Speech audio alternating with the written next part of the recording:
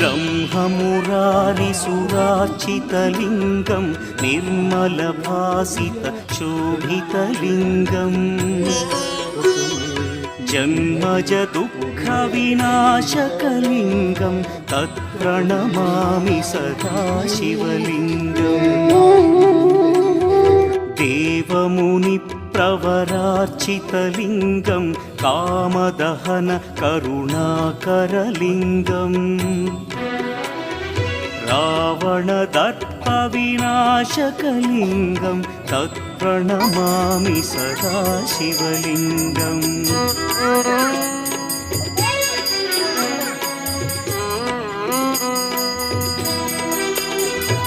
सर्वसुगन्धसुलेपितलिङ्गं बुद्धिविवर्धनकारणलिङ्गं सिद्धसुरासुरवन्दितलिङ्गम्